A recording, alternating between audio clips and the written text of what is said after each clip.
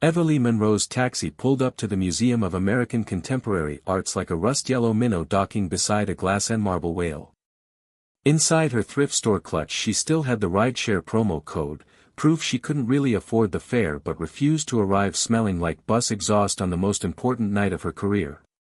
She paused on the sidewalk to calm the jackhammer under her ribs, feeling the February wind snake beneath the hem of the gown she'd finished only 2 hours earlier.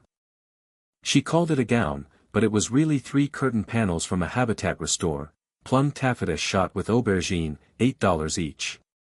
She'd unpicked yards of crooked seams, washed the fabric in her bathtub with shampoo because she was out of mild detergent, then ironed it dry across her studio's only radiator. The bodice pattern came from a 1964 Simplicity envelope, the skirt she freestyled, trusting muscle memory born of years teaching after-school sewing to kids who could barely spell heirloom. For lining she'd cannibalized the flannel plaid of her late father's favorite work shirt, because the museum ballroom was notorious for its temperamental HVAC and nostalgia was warmer than fleece. She adjusted the bronze half-mask Harper had spray-painted for her, this was, after all, the Winter Arts Patron Gala Masquerade, and stepped onto the red carpet runner. Immediately a knot of strangers redirected their attention from the paparazzi flash to her, then to one another, mouths curling like ribbon ends. "Bedsheet chic," a woman in ice blue Versace murmured to a companion. "More like thrift flop couture," the friend snorted. Eve pretended she hadn't heard, though the words lodged between her shoulder blades. She'd attended only because the MACA education coordinator had slipped her a last-minute invitation after Eve donated a mixed-media mural made from bottle caps and neighborhood kid fingerprints. Tonight's auction would, with luck, fetch enough to patch the community center roof before spring rain turned canvases to papier-mâché. Inside the atrium, champagne chandeliers scattered broken rainbows across polished granite. Guests shimmered in couture sequins, bespoke tuxedos, and art school aloofness. Eve skirted the edge of the crowd, searching for her name on a place card, or a familiar face, when someone clipped her elbow, sloshing golden liquid onto her skirt. "Oh. So sorry," gasped a man whose cuff links bore miniature QR codes. But his apology turned to smug assessment the moment he took in her dress. "Good thing it's, washable." Heat streaked Eve's cheeks. She ducked into the nearest corridor that wasn't roped off, found a linen closet mirror, and blotted the stain with napkin corners. The flannel lining peeked at her from the hem like a private joke she no longer found funny. "You are here for the kids," she told her reflection. "Deliver the mural file to the curator, clap politely, leave before dessert." When she emerged, a hush rippled through the foyer. Eve followed every turned head toward the entrance and nearly forgot to breathe. Cashin Vale Cross, reclusive CEO of Crossnova Systems, Forbes's youngest self-made tech billionaire, and a man as mythic as the Northern Lights, strode through the arched doorway flanked by 2 aides. He wore a matte black velvet mask that left his storm-gray eyes disturbingly readable. His tuxedo was midnight incarnate, lapels absorbing light rather than reflecting it. Photographers erupted like hailstones on a skylight. Stories said Cross skipped galas, sending 7-figure checks instead of showing up. Tonight he not only showed up, he scanned the room as if hunting. His gaze snagged on Eve. It wasn't the casual sweep people do when they clock an underdressed outlier, it was a precise, targeted lock, as though her plum curtain gown emitted a homing signal audible only to billionaires. She froze. He moved, cutting through clusters of gawkers until he stood an arm's length away. Up close, he smelled of cedar and something colder, alpine wind on steel cables. "Perfect timing," he said, voice pitched low enough for her alone. Then he lifted his chin toward the gathering crowd and in a tone meant to carry announced, "Darling, there you are. I was starting to think my wife had left me at the altar of modern art." Gasps popped like corn. Eve's mind white screened. "Wife?" He offered his arm, instinct hustled her into accepting before reason supplied protest. Fingers trembling, she slid her hand onto his sleeve. Photographers cannibalized the moment. Behind lenses, jaws descended collectively. He dipped his head, whispering against the shell of her ear, "Play along for 10 minutes and every underserved kid in your program gets a year of supplies. Nod if you understand." Her throat wouldn't produce sound, she nodded. He guided her to the marble staircase that served as tonight's dais. Flashbulbs strobed. Somewhere a violin quartet paused mid-phrase. Cross raised their joined hands. "Allow me to formally present Evelyn Monroe, my wife and muse," he declared. "She reminds us art thrives beyond auction paddles." His smile flicked toward the couture clique that had ridiculed her, daring contradiction. The curator, a man Eve had emailed fruitlessly for weeks, materialized, stammering gratitude, ushering them to sign the auction ledger. Cashin pledged $2 million toward the museum's outreach wing, in Eve's honor. Another gasp. He handed the curator a platinum card, then bent toward Eve with an aside only microphones could catch if they tried. "Buy your center a new roof. And heating." 10 minutes later, true to his promise, he steered her onto a quieter balcony. Wind carved between columns, city lights wavered over the Charles River. Eve's heart scraped her ribs. "Explain," she managed, hugging her elbows. He removed his mask, revealing a faint scar at his temple she'd never seen in press photos. "My board is threatening to sabotage a humanitarian satellite launch unless I soften my unattached disruptor image. Tonight's gala offered a camera-friendly solution. You fit the unpretentious authenticity algorithm. I'm not a prop." Her voice cracked, half from cold, half from rage she hadn't had time to process. His expression shifted, something like regret passing through fog. "No. You're leverage and beneficiary. Let me fund your art program. After tonight we part ways." Wind whipped her skirt, the flannel lining brushing her knees like a father's reassuring hand. She pictured buckets beneath ceiling leaks, children painting hope while rain drummed. Pride tangled with duty, duty won. "1 year," she said. "My rules. And the kids get everything first." A slow smile thawed his features. "Draw up terms. I never quibble with artist contracts."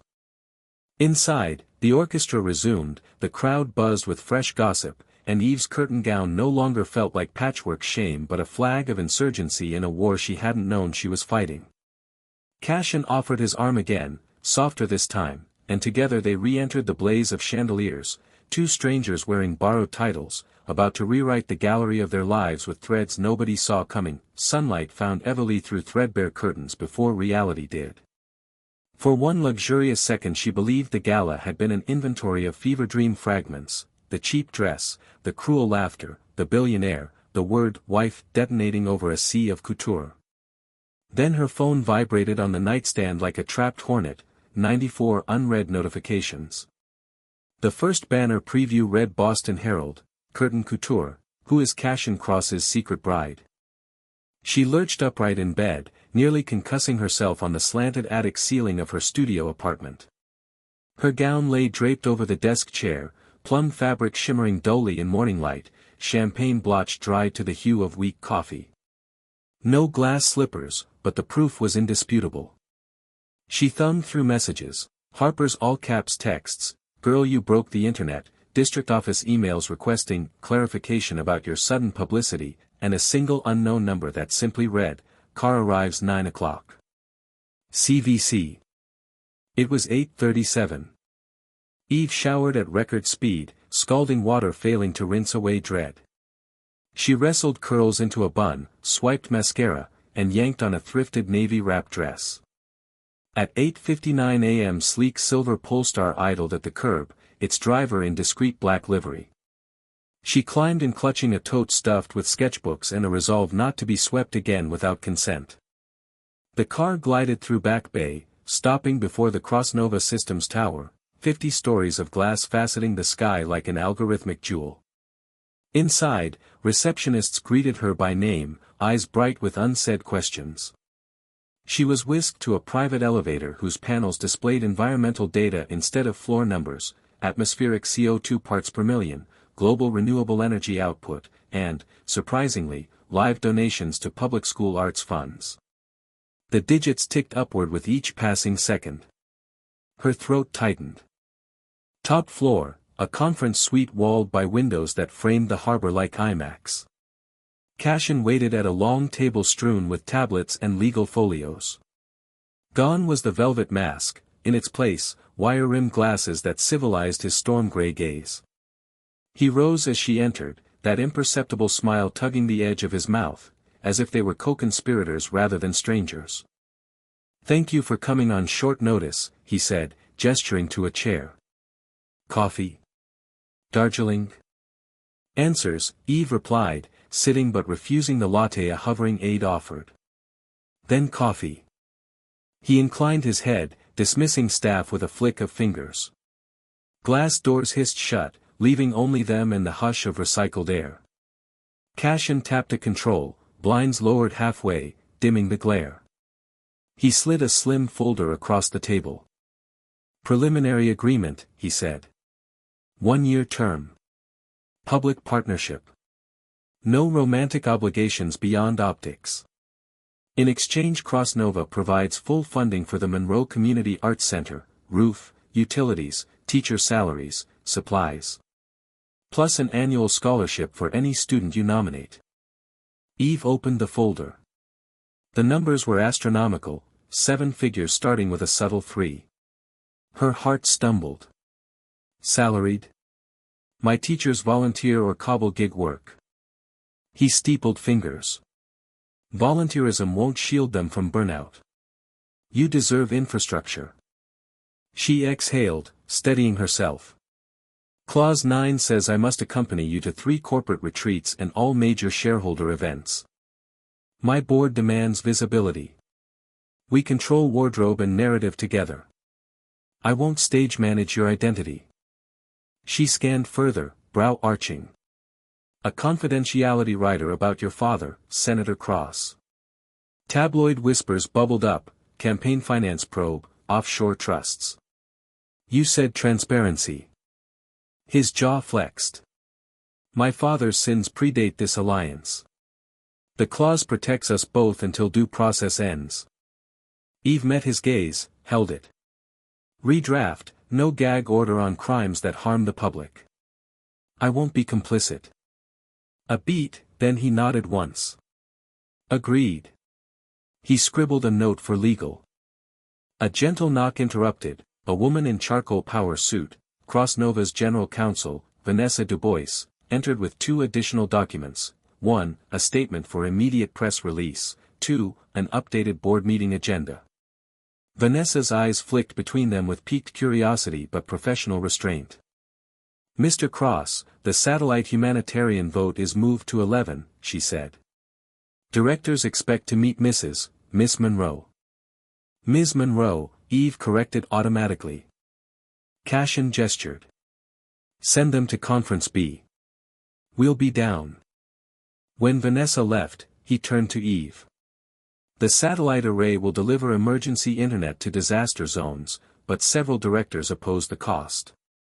Your presence, ironically, bolsters the social responsibility argument. Eve folded her arms. My presence as your moral mascot? As an educator whose program those satellites could empower, remote learning after hurricanes, for instance. The tension in her shoulders eased a notch. She pictured her students, families evacuated during coastal storms, homework washed away. Internet resilience mattered. I speak for myself, not as prop, she said. Precisely. A faint smile. I need your unvarnished voice. Investors trust mine too little now. She studied him, the architect of algorithms pleading for authenticity. It was surreal and, underneath, sincere.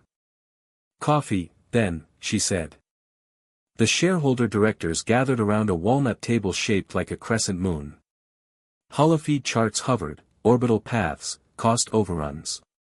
Cashin opened with figures, opposition hardened on 2 faces, Milton Griggs, venture capitalist, and Selena Hart, risk officer.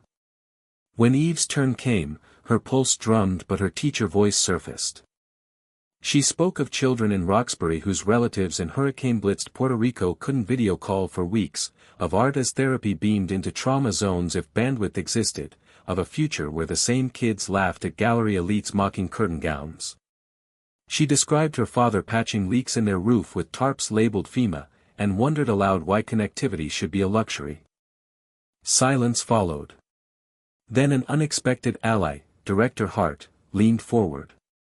Ms. Monroe, would your program pilot educational modules for the first deployment community? Eve blinked, then nodded. Motion carried 8-1. Griggs folded like cheap crepe. Post-meeting, Cashin escorted Eve past staff bowing their heads as if she'd grown a second star. Elevator doors closed, he released a breath. Satellite secured. Thanks to you. Eve smiled wryly.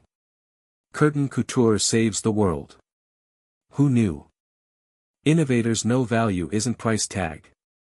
A pause, softer. Last night, when they laughed at your dress, I realized the gala needed a lesson. I acted, impulsively. Impulsively generous. She touched her bodice reflexively, though she wore the navy dress now. But generosity without consent is riskier than improvising on stage. His gaze sharpened. Do you regret agreeing? She considered the scholarship fund, the satellite, the roof soon to be replaced. Not yet, she said. But you still owe honesty. He dipped his head. Then come to the Cape this weekend. No cameras. Just full disclosure files. She hesitated, then extended her hand. And marshmallow cocoa. Non-negotiable. He shook, grip warm. Deal. By late afternoon, Harper texted frantic emojis upon learning Eve had spoken at a board meeting. Kids at the Arts Center sent a selfie holding a banner, Curtain Queen for President. Eve read the message in Cashin's office lounge. He watched her laugh, eyes soft. Would the president wear plum taffeta? He asked. She smirked. President would outlaw mockery. In that case, he said, selecting a remote. Museum footage appeared on a screen, Eve's entrance, the spill, the sneers. Cashin hit delete. Evidence archived, now erased. Mockery meets oblivion. She met his eyes, pulse skipping. Thank you. The day's adrenaline ebbed, leaving unfamiliar warmth between them. Somewhere outside, winter sunlight fractured on glass, scattering spectral bits across marble, shards of yesterday's chandelier rainbow, repurposed into something gentler. Eve rose. Time to draft the real contract. As they bent over clauses, red pen, blue pen, she realized partnership, like sewing, required basting before final seams. They had miles to stitch and iron, but the fabric felt sturdy. Even if born from curtains, it could withstand gales, and maybe hold two improbable dreamers together until the design they hadn't yet imagined came into full, startling view. Cashin's private helicopter skimmed just above the Atlantic, its rotor wash shredding morning fog into skeins that drifted across the windshield before dissolving into sunlit blue. Everly had never flown in anything smaller than a commercial jet, and her nerves broadcasted, white-knuckled grip on the leather armrest, lips pressed so tightly together they blanched. Cashin, seated across from her in noise-canceling headsets, noticed. He unbuckled, knelt in the narrow aisle, and placed an object in her palm, a seashell no bigger than a thimble, nacre still iridescent. Found it on this beach years ago, he said through the headset mic. Hold it. Pretend you're there already. She curled her fingers around the shell's smooth swirl, focusing on its coolness until the judder of the helicopter felt more like ocean swell. When she dared glance up, Cashin was studying her with something gentler than curiosity, something almost like admiration. She mouthed thank you. He tapped two fingers to his temple. You're welcome. Below, his Cape Cod compound appeared, 3 cedar-shingled modern buildings perched on a private crescent of sand, glass walls sparkling like a constellation anchored to earth. The pilot touched down on a windswept helipad bordered by dune grass. Eve's curls immediately revolted in the sea breeze, Cashin chuckled and offered her a knit beanie embroidered with a minimalist satellite icon. She pulled it on, laughing at her reflection in the helicopter door.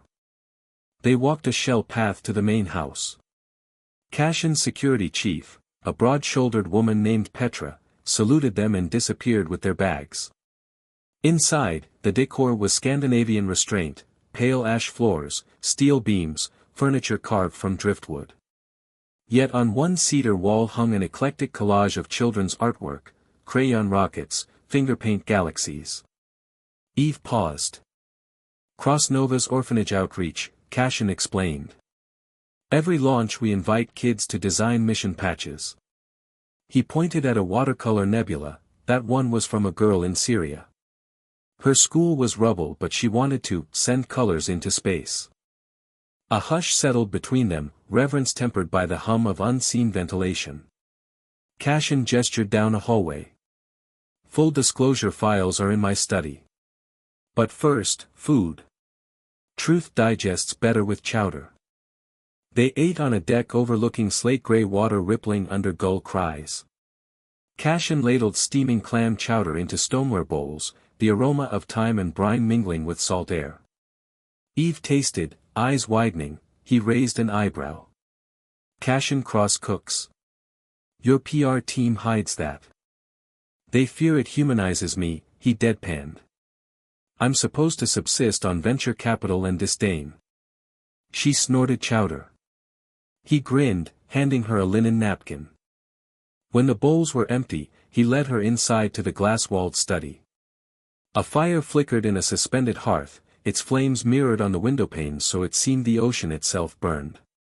Cashin pulled a slim biometric case from a shelf, pressed his thumb, and handed Eve a tablet that glowed to life. Everything, he said. My father's offshore entities, campaign finance transcripts, pending depositions. You deserve the context. Eve scrolled through scanned letters, ledgers, emails. Senator Cross had siphoned Defense Committee influence into shell firms, laundering millions through real estate trusts. Cashin's signatures appeared only as forged attachments or, in one thread, as refusal to participate. She exhaled. You've been scapegoated. He leaned against a glass desk, arms folded. Board thinks proximity equals contamination. Hence their demand I marry good optics. I traded their leash for your compass. She met his gaze. My compass doesn't point toward cover-ups. We publish. A muscle twitched in his jaw, relief tinged with fear. It will nuke my father's legacy and fracture half the donors on Capitol Hill. Truth raises before it rebuilds, she said quietly. He reached for another file, schematic renderings titled Atlas Link Humanities Satellite Array. Launch window in 8 months. Global disaster relief signals, free internet to underserved schools, encrypted journalism channels. If donors bail, we're short 80 million. Eve snapped the tablet case shut and placed it atop the blueprints. Then we court new donors, ones who value transparency. Artists no exposure.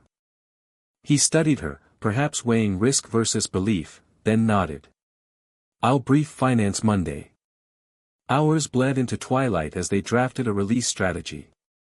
When her eyes blurred, Cashin invited her to walk the tide line. Dusk painted the dunes lavender, gentle surf licked their footprints. Eve slipped off boots, letting frigid water numb her toes. The horizon glowed peach where sky kissed sea. She tipped her head back, breathing salt and possibility. Thank you, Cashin said suddenly. For what? For not running when the mask fell.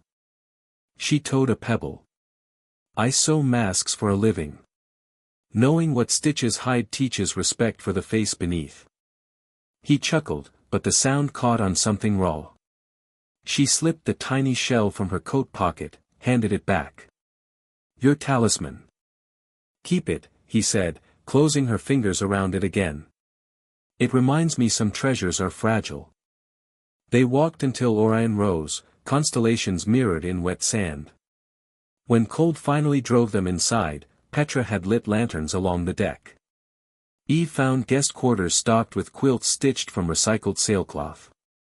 She showered, then paused at the threshold of the hallway linking their rooms, hand hovering near Cashin's door. Separate spaces had been her rule, but tonight the distance felt less like safety, more like unspoken doubt. Before she could decide, his door opened. He stood barefoot, holding 2 steaming mugs. "Marshmallow cocoa," he said, shy note under the smooth timbre. She laughed, joining him in the kitchen nook. They sat on a window seat as wind rattled panes. He shared memories of summer science fairs judged by parents who measured empathy in polling numbers. She told him how her father mended Sunday suits for church ladies who paid in pies. Conversation slowed, silence stretched, easy. When she finally rose, mug empty, he reached out, brushing a curl behind her ear. "Sleep well, Eve." The nickname, unshortened for the first time, fluttered in her chest. "You too, Cashin." In bed she traced the shell's spiral, thinking of tides pulling secrets to shore. In the next room, Cashin stared at a ceiling of exposed beams, listening to the same surf. The distance between rooms might measure 40 feet, yet the new blueprint of trust they'd drafted felt sturdier than cedar walls.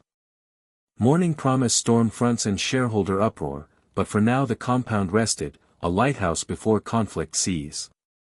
Eve, on the edge of sleep, imagined children logging onto satellite internet in hurricane shelters, painting constellations of their own. She smiled into the pillow, the shell warm in her hand, and let sleep piece together dreams stitched from secrecy unraveled and futures newly cut to size. The nor'easter struck Cape Cod at dawn, flinging needles of rain against the compound's glass walls and turning the Atlantic into a heaving slate-gray quilt. Cashin woke to the storm's hollow roar and, for once, not to his phone's pre-dawn alarms. He lay still under the recycled-down duvet, listening. Somewhere in the next room Emily's laughter drifted through the hall, soft, incredulous. He found himself smiling before his eyes even opened. By the time he padded into the kitchen, Eve had traded her flannel pajama set for ripped jeans and an oversized cross-nova hoodie that almost reached her knees. She was barefoot, damp curls pinned in a makeshift crown of paintbrushes, pouring pancake batter onto a cast-iron griddle Petra must have unearthed from the pantry. The entire quartz island was cluttered with squeeze bottles of natural food dye, sliced dragon fruit, and a spiral-bound sketchbook open to a page titled Satellite Stack Pancake Plan. "Morning," Cashin murmured. He took in the scene, batter sizzling, the storm-lashed ocean beyond, Eve humming Duke Ellington. "Hostile takeover of my kitchen." "Early recon mission," she replied, flipping a pancake with a wrist flick. The underside revealed concentric rings of pastel lavender and teal, forming a stylized galaxy. "I promised my kids an edible satellite model next week. This is a trial run." He stole a strawberry from her mise en place. "Needs more sugar." She slapped his hand with the spatula, just enough sting to spark warmth under his ribs. "Needs precision, Mr. Quant." Petra entered to report incoming calls. Crossnova's PR chief and 3 major news outlets wanted comment on the leaked Senator Cross files. Overnight, a whistleblog had published select documents, painting Cashin as complicit. Eve stiffened, spatula poised above batter. Cashin's jaw hardened.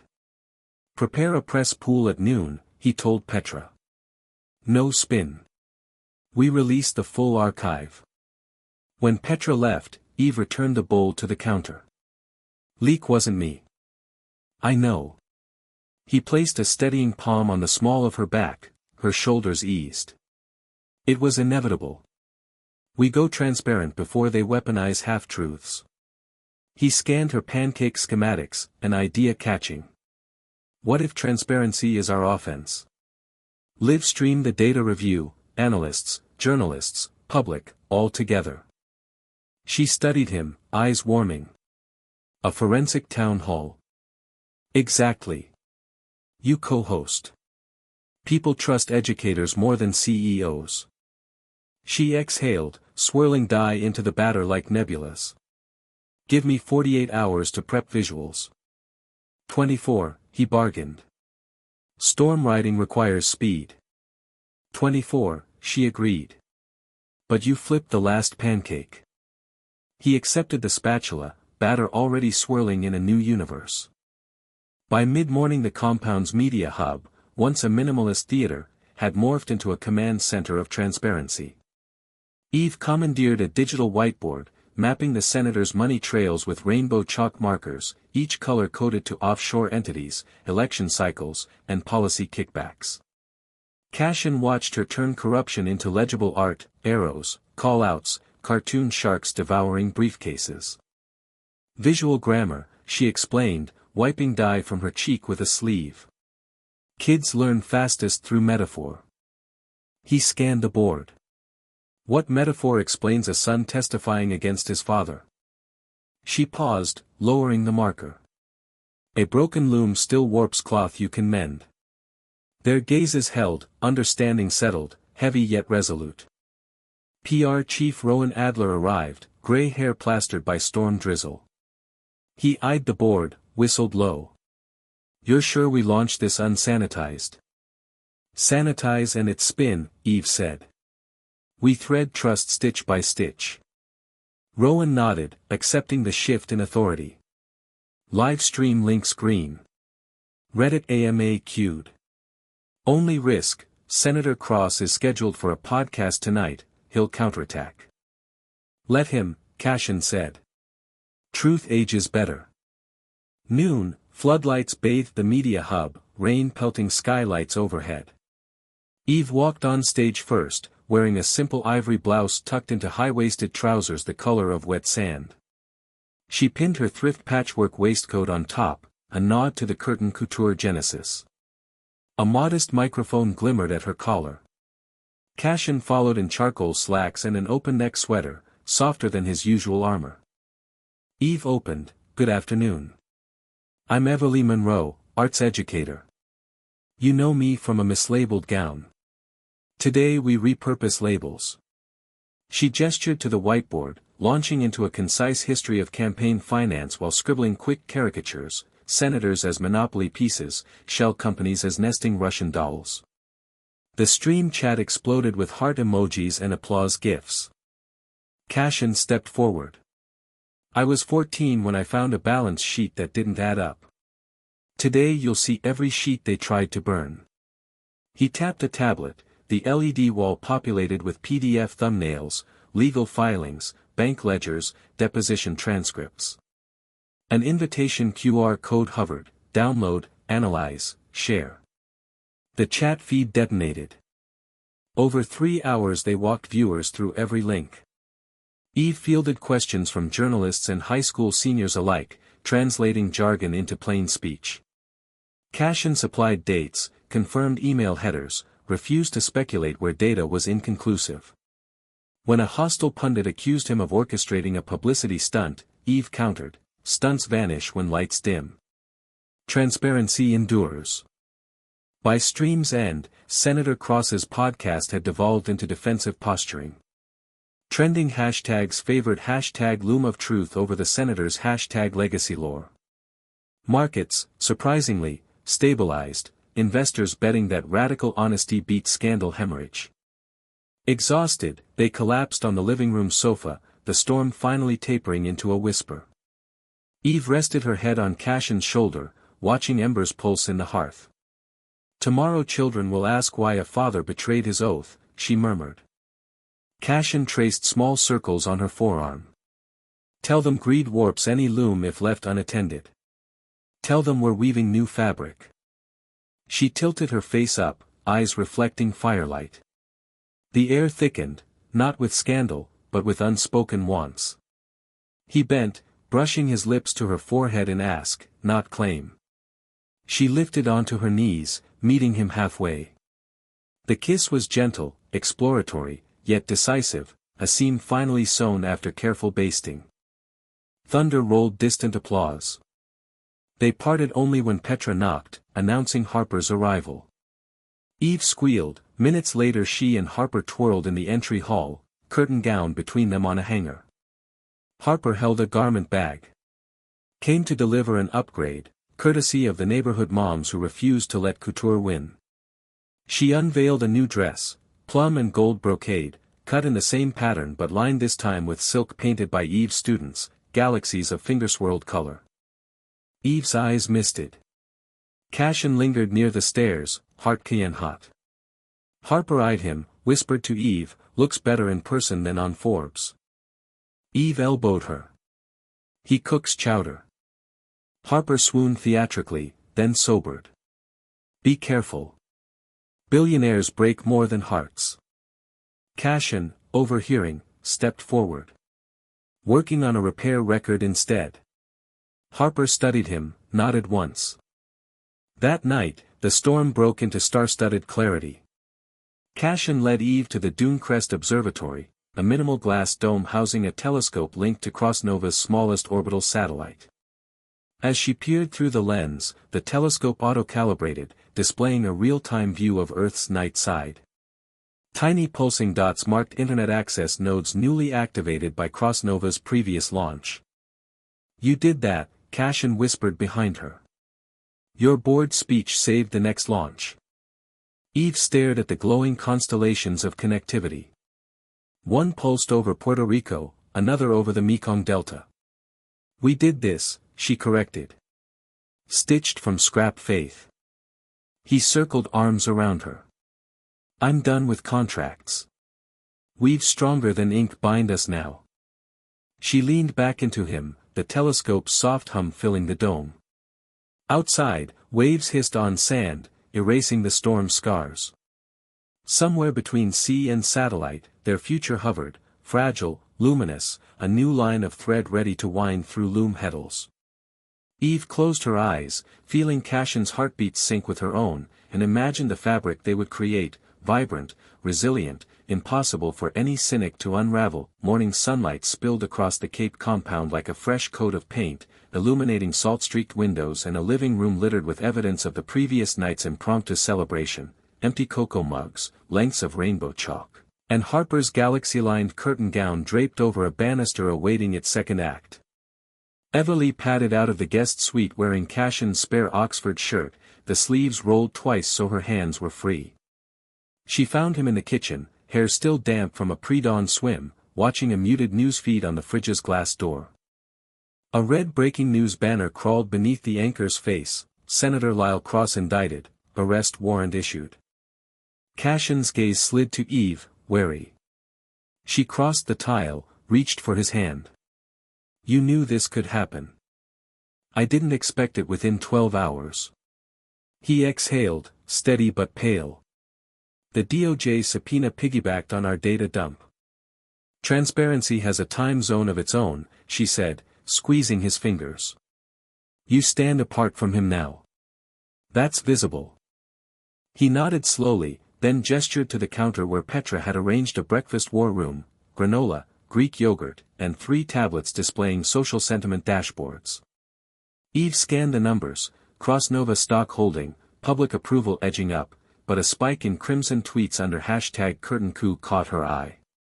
She tapped. Trolls claimed Eve had orchestrated the leak to destroy Cashin's father and secure a bigger slice of his fortune. "Of course," she muttered, scrolling. "The Thrift Queen mastermind narrative." Cashin's jaw tightened. "I'll dispatch PR." "No," she said, surprising them both. "I teach kids how to reply to bullies with art. Let's reply with story." She spun a tablet toward him, entire screen blank. "Today is Community Center Roof Day. Cameras will expect us hiding. We show up with hammers." 3 hours later, a Crossnova electric shuttle pulled up beside the Monroe Community Arts Center, a squat brick building whose walls bore spiderweb cracks and whose roofline sagged like an overworked clothesline. Rain-stained tarps flapped dismally. Inside, teachers shepherded wide-eyed students to the gym, where news crews already jockeyed for angles. Eve strode down the sidewalk in work boots, denim overalls, and a hard hat covered in child-painted stars. Cashin followed in identical boots, steel-toed prototypes from Verdant's new upcycled leather line, and a Crossnova safety vest. He'd insisted on a tool belt, Eve noted with amusement that it hung crooked until Petra adjusted it. Telephoto lenses snapped like cicadas. Eve climbed a mobile scaffold, microphone nowhere in sight. Instead she hefted a pry bar, lodged it under a rotted plywood sheet, and levered. Cashin joined at the opposite side, muscles flexing as the board cracked free with a satisfying crunch. The cameras captured splinters, dust motes, two unlikely partners sweating side by side. Live stream viewers soared past 500,000. Between boards Eve answered shouted questions. Does this prove your husband's innocence? She kept prying. It proves children deserve dry canvases, whatever courts decide. Are you seeking a bigger stake in Cross Nova? Crack. A new board lifted. I'm seeking a bigger sky for these kids. She gestured to the mural room where students pressed paint-filled balloons against canvas in messy explosions of color. A blogger yelled, "Why trust a woman who lied about being married?" Eve planted the pry bar, wiped her brow. I never lied. I just didn't send out invitations. Laughter rippled through volunteers, trolls online faltered. Cashin passed her a water bottle. She drank, then nudged him toward the cameras. Your turn. He pulled off his hard hat, meeting the lenses head-on. My father will answer to justice.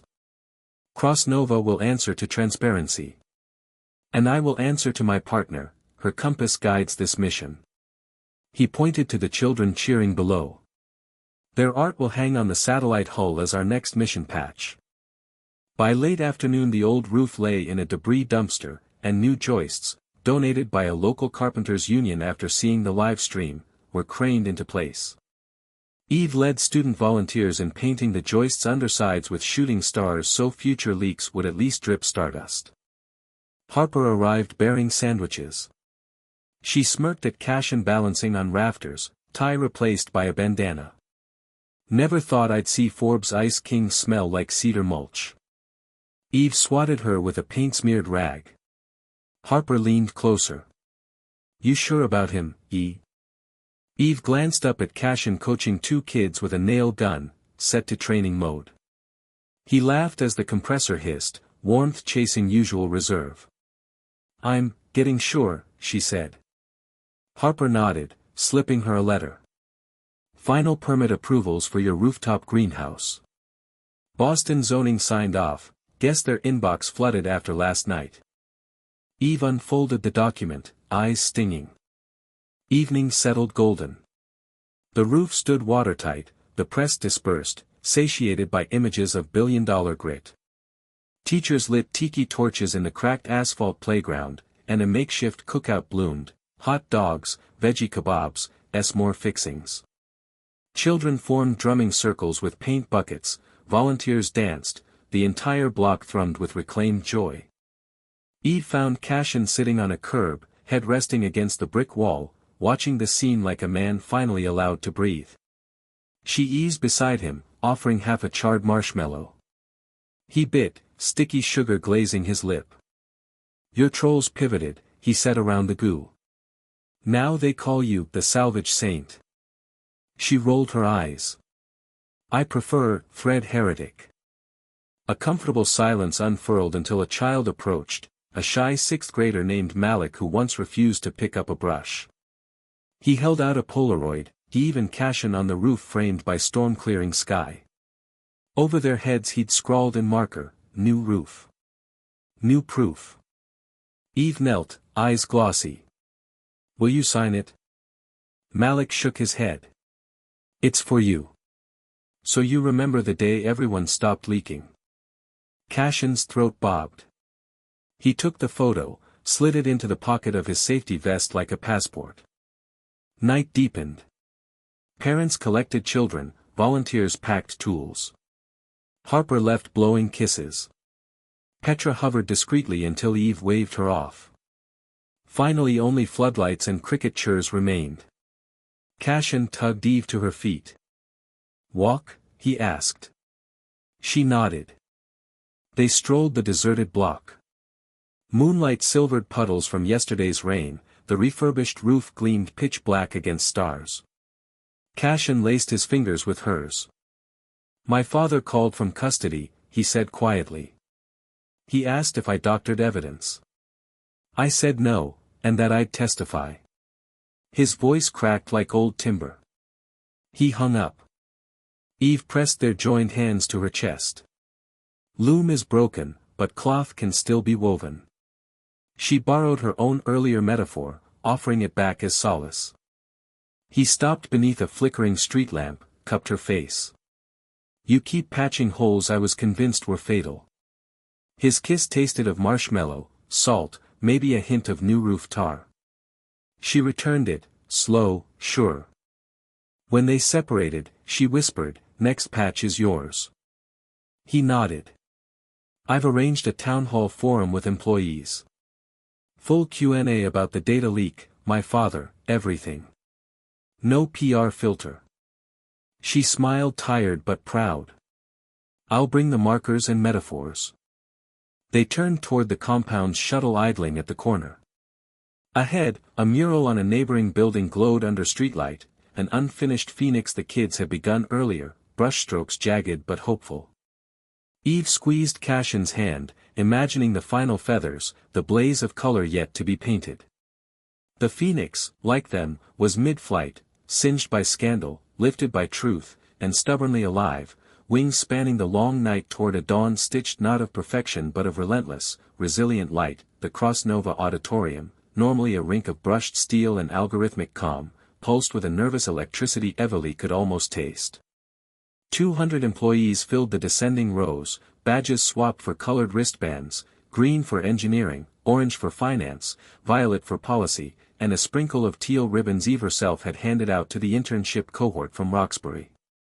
A live stream lens the size of a coffee mug hovered on a gimbal above the stage, broadcasting to 10 satellite offices, and however many shareholders dared watch a CEO invite unfiltered questioning about a newly indicted parent. Cashin crossed the backstage threshold like a man walking into surf, deliberate, braced for undertow. His suit was charcoal jersey, tieless, sleeves pushed to the bend of his forearms, the uniform of a builder, not a baron. Eve waited in the wings, clutching a canvas messenger bag stuffed with props, chalk markers, a bolt of scrap sailcloth, and a fistful of the kids' Phoenix sketches. She steadied her breath by counting heartbeats, hers, Cashin's, the auditorium's collective thrum.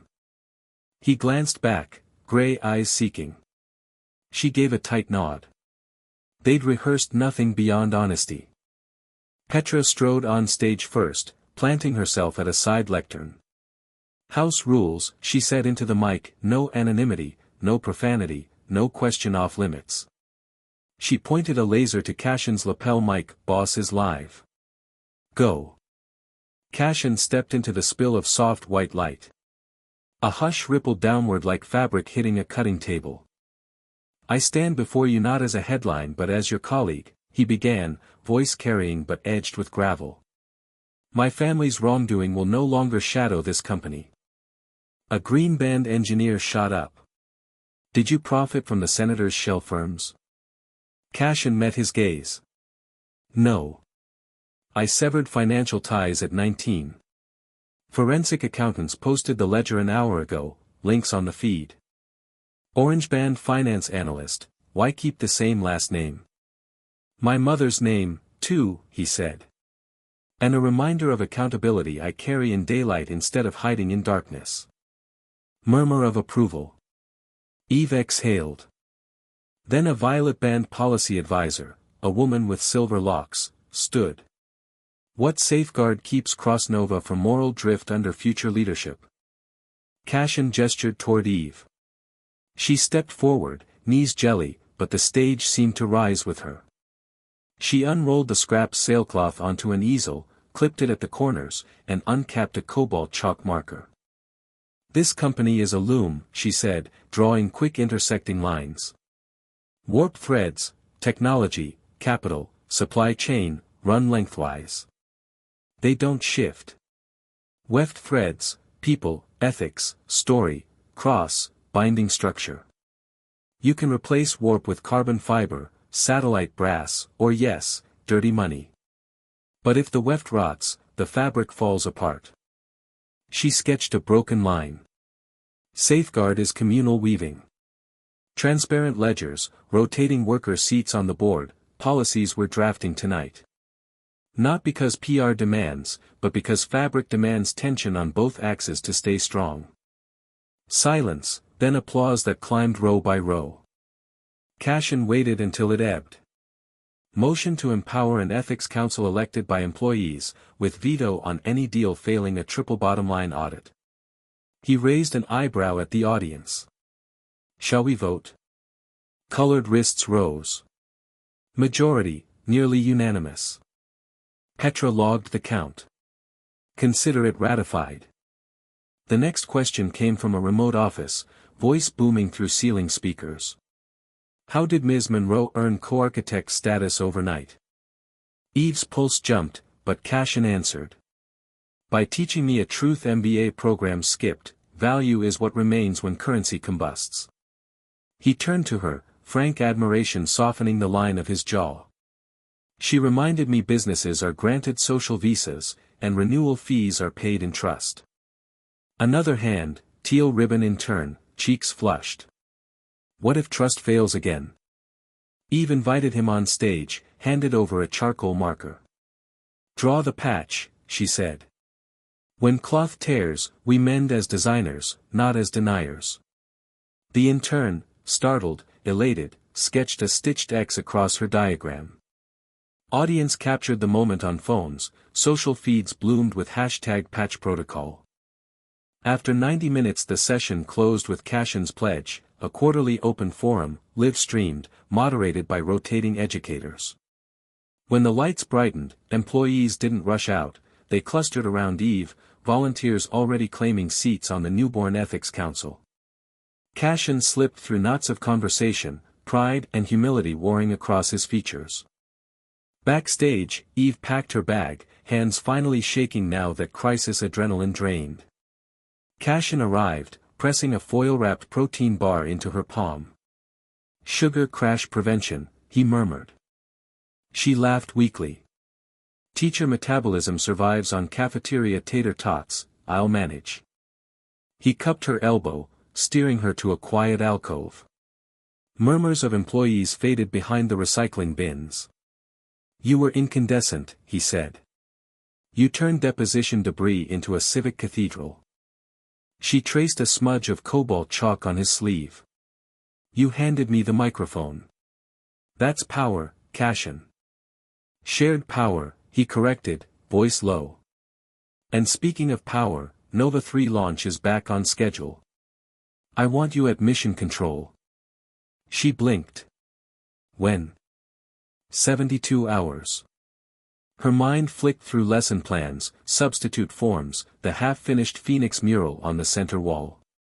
I'll go if the kids watch live.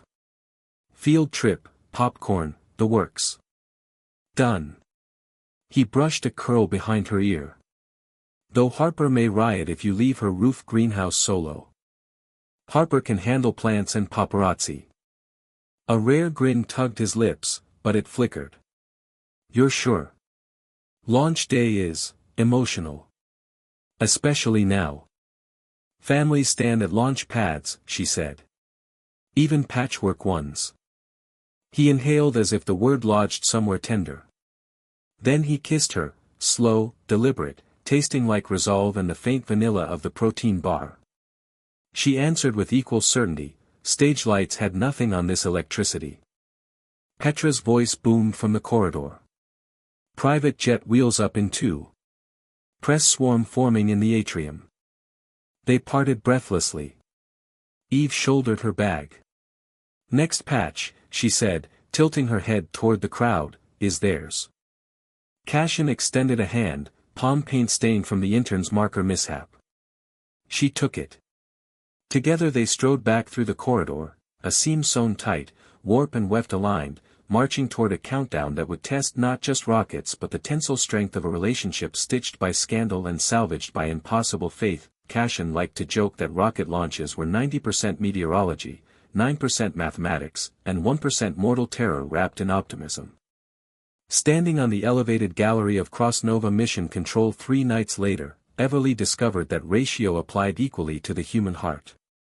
The cavernous room, somewhere between NASA nostalgia and Silicon Valley co-working chic, throbbed with subdued tension, rows of engineers hunched over light blue consoles, status screens painting the walls in cascading telemetry, a ceiling so high it seemed designed to contain prayers. In the front row Cashin occupied the flight director's seat, headset tilted, eyes flitting between a countdown clock dripping relentless red seconds and the giant window that framed Nova 3 on its lit pad 3 miles downrange. Spotlights turned the rocket into a marble column against star-spattered darkness. He wore the same charcoal jersey jacket from the town hall forum, sleeves again shoved past his elbows, ritual now, revealing the red patch protocol silicone band the interns had distributed. Beside him sat Petra, her normally impassive expression etched with the focus of a chess grandmaster defending her queen. Eve took her assigned station at the visitor liaison console, a role created for her less than 24 hours ago when the PR team realized a swarm of reporters wanted the curtain gown catalyst to narrate the educational livestream. She had scripted her remarks, laced with kid-friendly analogies, but when she saw the real-time flight readiness matrix scroll bright green across the main wall, the words fell from her head like loose buttons. She glanced at the adjoining glass-walled studio where 40 of her students, bussed from Boston at dawn, sat cross-legged on beanbags, eyes huge behind cardboard 3D glasses. Harper stood among them, camera poised, wearing a neon safety vest over a sequin sweatshirt. The kids clutched tablets tuned to a custom telemetry game Cashin's dev team had coded overnight, each data spike lit animated phoenix wings on their screens. A minute to live stream, Eve's earpiece chirped.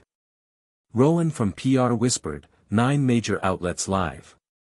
Microphone hot in 3, 2, a red light glowed. Eve swallowed and began, voice threading the hush like soft percussion. Good evening, Earthlings and soon-to-be space watchers. I'm Everly Monroe, arts educator, here to translate rocket magic into human metaphors. She introduced Nova 3 as a steel needle stitching the sky to neighborhoods hurricanes rip open. The metaphor landed, the chat feed birthed needle emojis by the hundreds. She explained liquid oxygen tanks as thermos bottles full of -200 degrees goosebumps and why the rocket's skin vented white vapor, the ship sighing before gym class. Kids' laughter resonated through the studio glass. Cashin flicked her a glance, equal parts gratitude and amazement, before returning to his screens. T-10 minutes, upper-level wind shear still within tolerances. Eve continued narrating, heart sinking to the countdown's evolving tempo. At T5:22, a yellow flag pulsed on the flight board, comms payload live link, intermittent drop. Petra leaned over Cashin's shoulder, whispering. Cashin's reply crackled through Eve's earpiece, run redundancy check, route through trunk delta. Eve pivoted on mic with a smile, sometimes even rockets get stage fright and mumble. Our tech team gives a pep talk and a backup microphone. The feed giggled, tension deflated like a balloon not quite popped. T2:15, all green again, until the rocket's onboard camera feed jittered, then froze. The telemetry held, but visuals died. Engineers murmured. Petra's brows knitted. Cashin ordered diagnostic.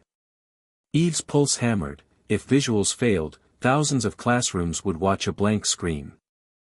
Suddenly a new window bloomed on her console, a live feed from the Arts Center gym back in Boston.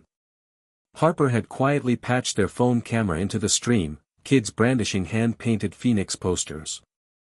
Eve seized the moment, redirecting, while our rocket reboots its camera confidence, let's see our ground crew artists. Chat exploded with heart emojis, os, and calls for shoutouts. Cashin met her gaze across the floor, mouthed, brilliant. T0:50, rocket camera restored, applause in mission control. Cashin exhaled, Eve felt the whole room inhale. She lowered her headset mic to whisper into his private channel. Any more surprises? Just gravity, he answered, mouth quirking. Final seconds rolled.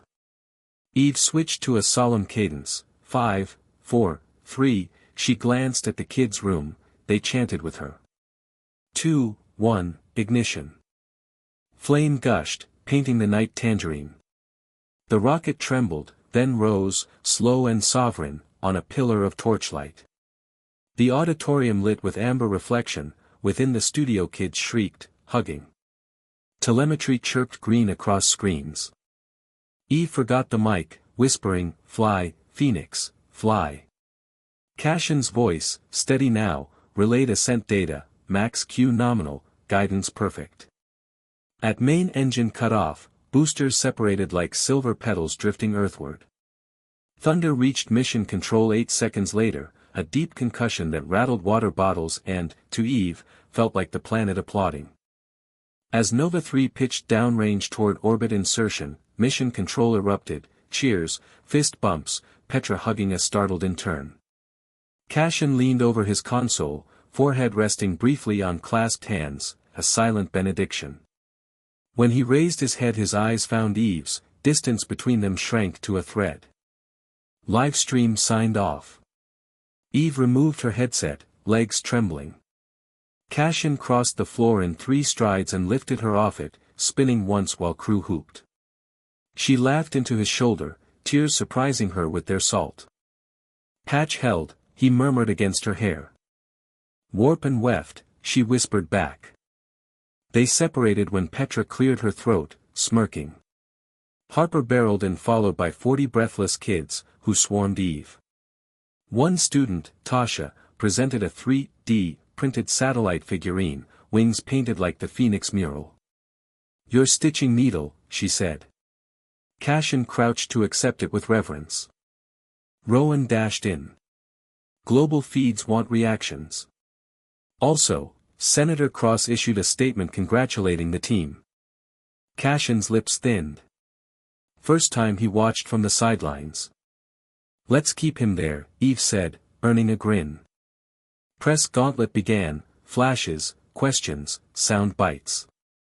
Cashin credited the team, Eve credited the kids. When a reporter asked what she wore for the launch, she opened her jacket to show Harper's curtain dress lining cut into a vest beneath, fabric of second chances. Late that night, mission control finally emptied. Cashin and Eve lingered on the observation deck overlooking the dark pad, now steaming quietly. He slid an arm around her waist.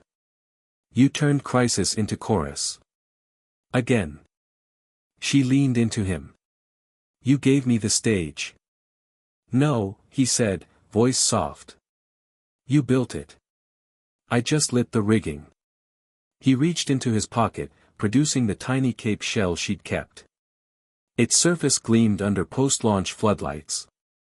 "Time we cast this higher." He pointed to the comms screen where Nova 3's orbit plotted a turquoise line across the globe. "Next resupply window, we designate a cultural payload. First item, shell from the night we chose truth." "Historic debris," she teased, but emotion thickened in her throat. "Historic promise," he countered. Petra called from below, they were cleared to depart. Cashin entwined his fingers with Eve's, leading her toward the elevator. Ahead lay Senate hearings, product launches, Troll's next tantrum, all variables. Behind, Nova 3 arrowed across a velvet sky, carrying emergency internet and encoded mural fragments painted by children who now believed stars listened. Eve pressed her cheek to Cashin's shoulder in the elevator's hush, heart sinking to the gentle beep of each descending floor. She thought of looms, of patches and repaired seams voyaging 400 kilometers above Earth, and understood that some fabrics are woven so high they become constellations, visible proof that broken threads, when rewoven with courage, can hold the weight of the world. 3 months after Nova 3 stitched its first full orbit, Everly found herself standing in a marble corridor outside a windowless Senate hearing room, listening to the echo of her own pulse bouncing off coffered ceilings. The corridor was crowded with aides tapping tablets, journalists muttering into recorders, and lobbyists wearing the patient smiles of well-paid insomnia, but Eve's focus homed only on the mahogany doors ahead, doors her partner would soon step through to testify against his father. Cashin emerged from a side vestibule, tie in hand, knuckles white around a worn briefing folder. Ever since the launch, he had slept little, the looming testimony gnawed at him like moths at silk. Yet when he saw her, his shoulders fell from his ears and the mask of composure softened. He closed the distance, lifting her palm to his lips as if the simple human gesture were an oxygen mask before deep water. "You brought the patch," he said, spotting the square of sailcloth she'd folded obsessively all morning. She unfolded it now, a miniature of the large Phoenix mural the community kids had finished days after the launch, wings blazing across cerulean. The patch bore fresh ink, signatures of every CrossNova employee and every student who had watched the rocket ascend. "Collective warp and weft," she whispered, pinning it to the inside of his blazer where only he would feel its press against his heart. A marshal announced witnesses. Cashin inhaled, exhaled, and walked through the doors into Klieg lights and panel desks. Eve found a seat behind Petra in the gallery, clutching a notebook though she had no intention of writing. The hearing proceeded in tight, formal cadence, senators reading statements, counsel presenting emails already public. When Cashin spoke, a hush settled. He described discovering the forged ledgers at 14, his attempts to alert ethics committees that failed under political weight, his severance from all family trusts. Each answer landed clean, unembellished. The patch beneath his lapel anchored him. Eve could see his knuckles relax on the table. Mid-afternoon, Senator Lyle Cross, gaunt now, hair a shade grayer, was sworn in. He tried the familiar tactics, patriotic deflection, claims of selective prosecution. But Cashin's earlier testimony had laid bare every corridor of misdirection. When a younger senator asked the elder Cross if he regretted siphoning resources that could have served the public, the old man's voice cracked just once. "Regret," he said, "is a bad share price." The remark became the hearing's epitaph. Outside, reporters swarmed. Eve took Cashin's hand and led him past cameras to the reflecting pool. There, shielded by cherry trees budding early, he finally trembled. Not with fear, but with the biodegradable jitter that follows long-deferred release. She let him lean against her shoulder until the tremor drained away like receding surf. "How did it feel?" she asked. "Like walking a tightrope strung over every childhood memory," he said.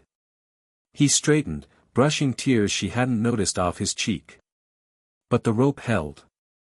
Patch held, she corrected, and kissed him full on the mouth, scandalizing a cluster of interns pretending to check their phones.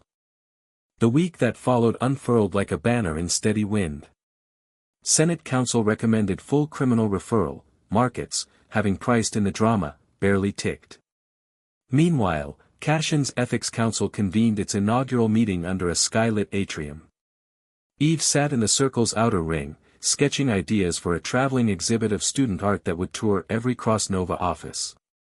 During a break, Petra approached with a grin Eve had never seen, unguarded, almost mischievous.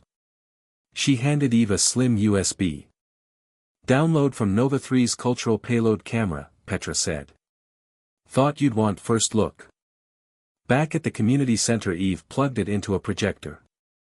On the screen bloomed images from orbit, the tiny shell Cashin had given her, floating against black velvet, its iridescence catching sun flares, the miniature sailcloth patch drifting beside it, Phoenix aflame in unfiltered solar radiance. The room fell silent except for one child's odd whisper, "Our art made space noise." She sent a still frame to Cashin with a one-word text, "Soaring." He replied, "With you." Followed by another photo, ring boxes carved from reclaimed rocket heat shield, contents blurred. Her stomach swooped. 2 evenings later, Eve hosted the first rooftop greenhouse dinner in Boston, long tables beneath tomato vines irrigated by rain recapture gutters Harper still bragged about. Teachers, seamstresses, engineers, interns, even Ms. Zhao flew up from New York.